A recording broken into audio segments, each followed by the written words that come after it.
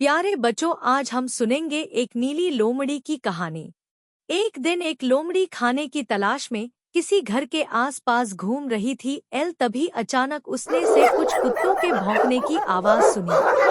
आवाज सुनते ही वह अपनी जान बचाने के लिए भागी और एक रंगसाज के घर घुस गई। घर के आंगन में नीले रंग से भरा टब पड़ा था। लोमड़ी उसमें गिर पड़ी। वह कुत्तों के लौटने तक उसी में छिपी रही। जब वह टब से बाहर निकली तो अपना नीला रंग देखकर हैरान रह गई। वह काफी अलग दिख रही थी। वह झट से जंगल की ओर चल दी। उसे नीले रंग में देखकर जानवर डर के मारे इधर उधर भागने लगे। उन्होंने नीले रंग का विचित्र सा जानवर पहले कभी नहीं देखा था। यह देखकर लोमड़ी के दिमाग में एक योजना आई।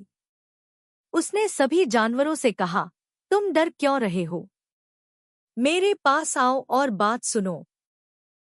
हिचकते हुए एक एक जानवर उसके पास जाने लगा। लोमड़ी बोली, डरो मत। ईश्वर ने मुझे तुम्हारा राजा बनाने के लिए यहाँ भेजा है। मैं तुम सबकी रक्षा व देखभाल करूंगी। सभी जानवरों ने उस पर विश्वास कर उसे अपना राजा मान लिया। लोमड़ी ने शेर को अपना मंत्री, चीते को सहायक और भेड़िए को दरबान नियुक्त किया। वे सब लोमड़ी राजा को अच्छा अच्छा भोजन भेजते।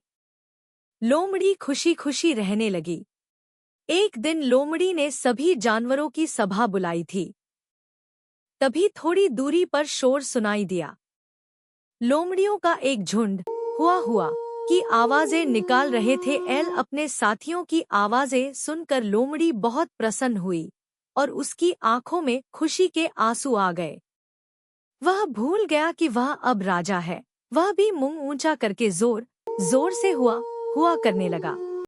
जल्दी ही सारे जानवर जान गए कि उनका राजा कोई और नहीं, सिर्फ एक लोमड़ी था, जो बहुत समय से उन सबको ठगता जा रहा था। वे सब गुस्से में आकर उसके पीछे भागे और उसके टुकड़े टुकड़े कर दिए। वह लोमड़ी वहीं मर गई।